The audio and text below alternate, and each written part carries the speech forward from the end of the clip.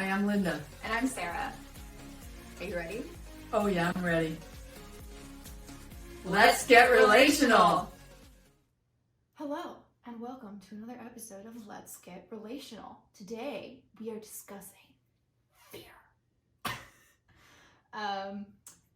Very interesting topic, am I right? Fear. Not something we necessarily want to face all the time. Like a lot of people. She's giving me a look of like, what the hell are you talking about? A lot of people don't want to face their fear. They want to ignore it, deny that it's there. And whenever fear comes up, they want to run away from it, generally, because fear makes you uncomfortable.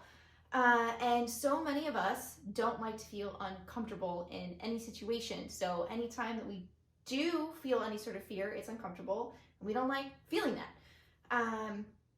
But here's the thing, though, that if you run from your fear whenever you feel uncomfortable and you want to walk away from that, that's gonna make it difficult for you to take a stand and commit to the decisions that you want to make in your life, and in creating the kind of life and the kind of relationships that you want, because it's going to get uncomfortable. You are going to get a little scared. It's guaranteed. I'm sorry to tell you that. I'm sorry to break the news, but it will be. But the important thing is, though, is as long as you're able to work through the uncomfortableness, if you're able to sit there and be uncomfortable, you will come out on the other side and you will feel so much better, I promise you. Yeah, fear stops us from our commitments. It stops us from our stands for ourselves because we get uncomfortable. And that whole concept of getting comfortable with being uncomfortable, that was a huge one for me. And I have to get reminders of it periodically because I don't like to be uncomfortable. If it's too hot out, I want to cool off. If it's too cold out, I want to warm up. I don't like to be uncomfortable. And I've practiced being uncomfortable in a lot of different ways in my life, but both emotionally uncomfortable, physically uncomfortable, just to know that I'm okay. Mm-hmm. And it's that I don't have to, if I feel hungry, I don't have to eat. If I feel thirsty, I don't have to drink. If I feel scared, I don't have to be limited by it. I get to choose. And that's the thing that I think, we've been trying to really hit home, is this whole concept of being able to make a conscious choice for what you want and take a stand for that and then commit to it no matter what's coming up. And it's not an easy thing to do. No. And I think it's like why a lot of friendships fizzle out and a lot of romantic relationships don't work out, because both people aren't really willing to be conscious and face the fears that they have that are coming up.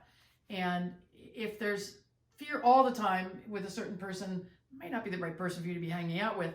But if it's somebody that is a very expansive, loving, amazing person, and you're just uncomfortable because you've not ever been with a person like that, then it's really great to just feel like you can just move into that fear zone and just sit with it. And that whole concept of sitting with that fear, sitting with the reality of what is coming up for you is so foreign. We want to drink it away, drug it away, eat it away, Netflix it away. We do whatever video games to, make that uncomfortable feeling go away. Yeah, and this entire pandemic experience has been in all of Uncomfy. It's been an uncomfortable year because we're so limited to what we can do. There's a constant underlying level of anxiety, a constant underlying level of fear that we're all working our best to deal with. Our capacities are much more limited because we're having to constantly deal with this fear and constantly deal with this anxiety and constantly dealing with being uncomfortable. And it takes a toll. And so we're all doing the best we can with what we got right now to be able to work through this uncomfortability. Yeah, and looking at building your capacity for being able to do and be more. If you are a parent, you got to work on your capacity so you can be the leader your child needs. And if you are in a relationship, you both need to be building your capacity to be more present to whatever's coming up and to know what it is that you want. Keep your eye on the prize of what you want in your relationship and move on from there. Don't accept that this is the way it is. I realized, I think when I was in my teens, that I was not the person that just would say, yeah, this is just the way I am. Like, get over it. This is just who I am. I was not that person. I was always in search of a better way to communicate, a way to open up my heart more. From the time I was about 15 years old, and I had the influence of some really amazing people in the church I was attending, and it made all the difference in the world for me. It put me on a path of personal and spiritual growth, and allowed me to move through the many fears that I had, especially with the situation where I grew up, where it was not super comfortable in terms of there was abuse and violence and that sort of thing in the home. And one of the things that as we were preparing for this, a quote Sarah found is, "The fears we don't face become our limits." That's by Robin Sharma. And that's really the thing. I think that in my teens, I realized I didn't want to have those kinds of limits. If there were going to be any limits, they were all going to be self-imposed. Now, I don't have the body or the age or anything else to be a professional football player, so I'm probably not going to do that. I don't have the ability to go be a jockey riding a horse in a horse race. But those aren't fears for me. Those aren't limits for me, because my capacity isn't available to be built for that. But my capacity is available to be built for so many other things. So I don't grieve what's lost. Would I have wanted to be a professional football player when I was young? I don't know. I don't think so. But I don't grieve what's lost. I really look at, here's where I am at this stage of my life. What do I want in this next stage? And what fears are going to come up, and what limitations am I going to allow those to put on me? Because that's a choice I make. If I stop what I'm doing because of the fear, I have allowed that to become my limit then. Yeah. And it's like, do I want to choose that? So being conscious means I am constantly facing the fear of saying something to a friend that needs to be said, saying something to Sarah that needs to be said, hearing when she wants to say something to me that needs to be said. And I don't want my resistance to anything to be about fear, and it almost always is. So if I look at what I want, my eyes on that prize, and I am feeling like I've got resistance there, I know it's based on fear. Is it based on being afraid of what people will think of me? Is it being afraid of being seen in a big way? Is it being afraid of people disagreeing with me? We have a lot of opinions that we share in this podcast and YouTube channel, and not everybody's going to agree with it. Yeah. And I'm okay with that. And I'm not always okay with that. Occasionally I have some resistance to feeling like, oh gosh, we're going to be out there and people see us and, all of that. And so there are still some things I resist doing because I know I got a little bit of fear there. So the thing for me is to face it. There's a book that I read, must have been in the early 80s, by Susan Jeffers, called Feel the Fear and Do It Anyway. And her concept was basically that if you're afraid of something, do something, anything that is new for you. And so I remember I didn't know how to do this. I changed the headlight in my car, which was a big production back then with the particular car I had. And what was really interesting is I did it successfully, and I felt so much more confident because I'd faced something that I didn't know anything about, that I was a little afraid of doing, and I did it anyway. And so it really carried over to lots of other things in my life. So sometimes I'll do other kinds of physical things, and more so than anything else these days, it's about the emotional and spiritual kinds of fears that I face. Really turning it over to source and getting comfortable with being uncomfortable and not trying to fix that discomfort. And that's made a huge difference for me, is to just sit with that fear, sit with the feelings, allow the feelings to flow through, but not attach to them, and know that I'm going to be okay. I love Sarah's mantra. It's going to be okay. Yeah, it's going to be okay. And that's the perfect time to start using it, is at that moment when you're like, oh no, I'm uncomfy. I'm uncomfortable. I don't know what to do. I'm feeling some resistance. I'm feeling frustrated, whatever it is. Just to be like, whoa, hold on a second. Take a deep breath and say, you know what? I'm going to be okay. Because the thing is, you usually end up reaching that point somewhere along the upward slope, nearing the peak of, reaching your goal, basically. And so when you get to that point, if you tell yourself and just keep repeating, it doesn't matter what, I'm just going to be okay. I know no matter what happens, I'm gonna be okay. You're gonna be able to reach that peak and be able to see your goal in the distance. You're going to make it over the mountain. And if we turn away from the fear and we move away from it, we don't get to reach our goals that we set for ourselves, because we've, again, allowed the fear to set our limit. So our limit may be 3/4 up the way at the mountain, and then we don't go past it because we're too afraid of that fear that's blocking our path to be able to reach the other side and get to our goal. Yeah, I had a mentor once who said, what are you willing to do to be who you want to be in the world? And what are you willing to do to accomplish what you want to accomplish in the world? And look at where the limitations are that you're putting yourself. Whether it's you don't want to move out of your house, you don't want to give up custody of your child, you don't want to take a job for a temporary period of time. Whatever it is, what's there. Like, if you did that one thing, would it make all the difference in the world in your life and the other people's lives that you're around and in relationship with? And so for me, I have been doing a lot of thinking of, like, what am I unwilling to do? And I just trying to surrendering to, okay, show me the way. I don't have too many attachments right now to feeling like, no, I'll do that, and that, but not that. And it's okay to have limitations. Like, I'm not jumping out of an airplane, for instance. I don't have any desire to jump out of an airplane, and it's not resistance, it's choice. And so I'm not going to do that. But if I really want certain things in my life, if I want deep, connected relationships in my life, I'm willing to be uncomfortable to get there. Mm-hmm. If I want to create businesses with my daughter, I'm willing to be uncomfortable to get there. Yeah.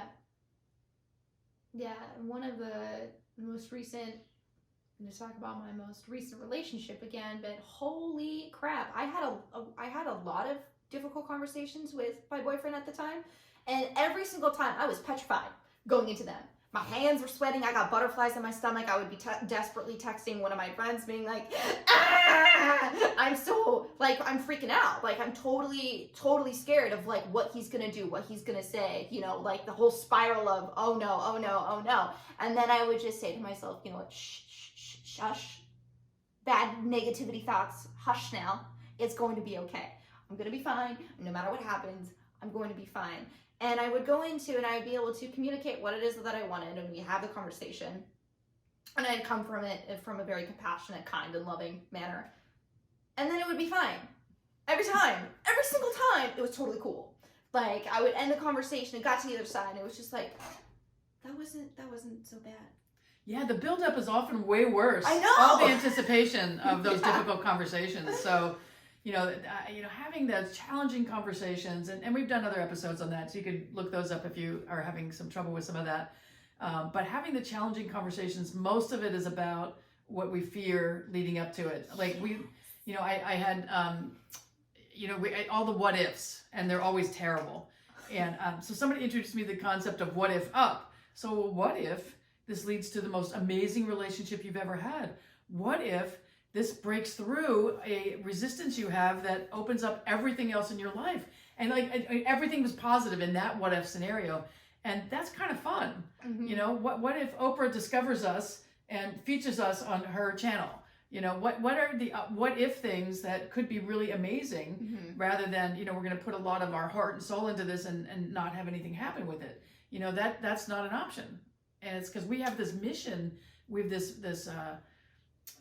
this commitment and a stand for people being happy in their lives and people being powerful in their lives, mm-hmm. moving through fear, having confidence.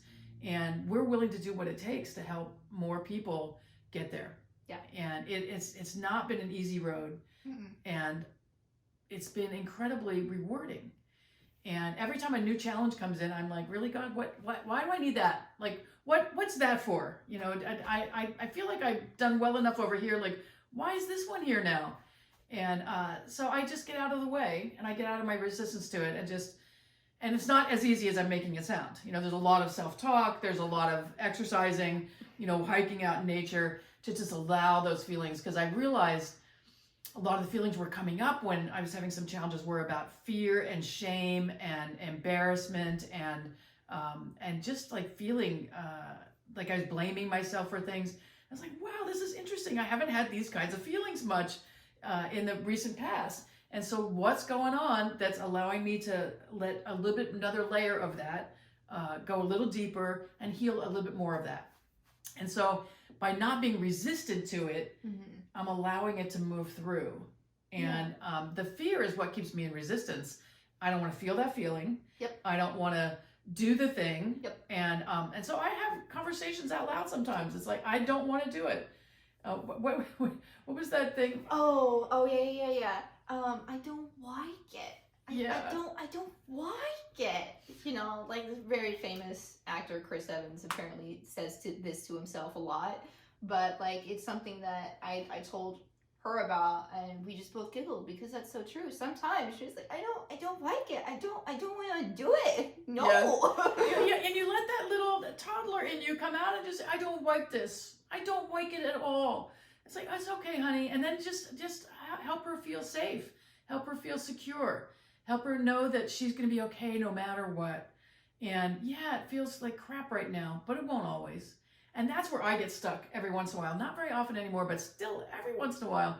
It's like, oh my gosh, I'm going to feel like this forever. Yeah, I do too. And I just have to go back to, and it helps that I keep a journal. I go, oh yeah, no, I felt like this before and I felt better. And I just have to keep reminding myself of that. Yeah. And then I keep a list of things that make me feel better. And I also have people I know that are going to help me move through fear. I have things I can do that help me move through fear. And honestly, a lot of moving through fear is taking a stand, committing that you're going to move through it, and taking a baby step at a time. Sarah and I can't emphasize enough this whole concept of taking a baby step. I can say, I don't like it while I'm taking a baby step. Yes. It's just thinking about like a ladder. Like the ladder that's easy to climb, it's one where the rungs are much closer together, right? Versus one where the rungs are much further and farther between, or further and farther apart. That's the right word.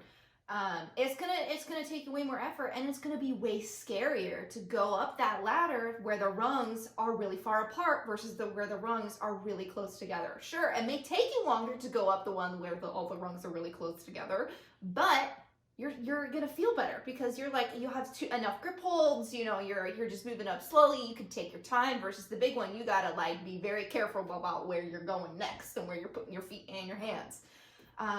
That's why we emphasize the baby steps, because there are more steps you can take. You're gonna feel more comfortable. It's more sustainable. There won't be as much fear because there's more support. You're supporting yourself better by doing these small baby steps versus the big leaps. Now, there might be a point where it's like, oh, there's a big leap here, but you see baby steps on the other side. Yeah,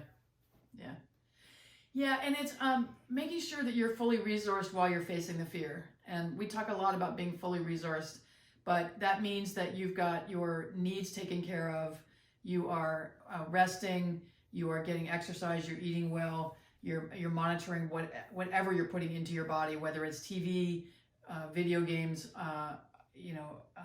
food, alcohol, whatever it is you're putting into your body, and really get to that place of committing to taking care of what's inside of you as you're facing these things. Because if you're not taking care of yourself and being fully resourced, that fear can take you out and just make you feel immobilized for long periods of time. And I think a lot of us felt that during this pandemic. It felt like so much was out of our control. And I know for us, our other business that we'd had for several years totally changed. We had live events we were doing, and they went away. And it was like, oh, wow, our entire business model is gone. And a couple of our clients didn't want to take it online. And so it was like, okay, what do we do now? And so there was a lot of immobilizing fear during that. And for me, I had to just allow that feeling to be there and to know we'd be okay. I don't know what it's going to look like, but we're going to be okay.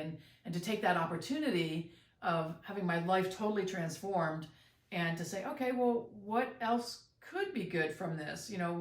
I was traveling, at least once or twice a month and not really having enough time to like do anything in the places I was traveling to most of the time. Occasionally I'd have like a day or get to do dinner with somebody. But I thought, wow, now I can just travel for retreats for us, for doing business planning and travel for fun. And it really changed my outlook of being able to say, wow, maybe there's something new that we can do, that we can have an even bigger impact in the world. And I'm not going to be afraid of looking at something new. Mm-hmm. And it's just allowing something new to flow through. So, are we ready to wrap it up? Yeah, I think we're good. Yeah, so fear. The fears we don't face become our limits. Just let that sink in and just choose what limits you have. Like I said, I have a limit that I'm not jumping out of an airplane. I did jump off a 20-foot waterfall, and I overcame that limit because I didn't want that limit. Yeah. I'm okay with the limit about the airplane. I don't want the limit of feeling like I can't be honest and open with my friends. Yeah, same. And so I will move through the fears I have about that and about offending someone or whatever. And really dig into where you're resisting because you just don't want to be uncomfortable. Mm-hmm. And if you could get comfortable with being uncomfortable, your life would change. Oh, yeah. So till next time, we love you. Mwah. Mwah.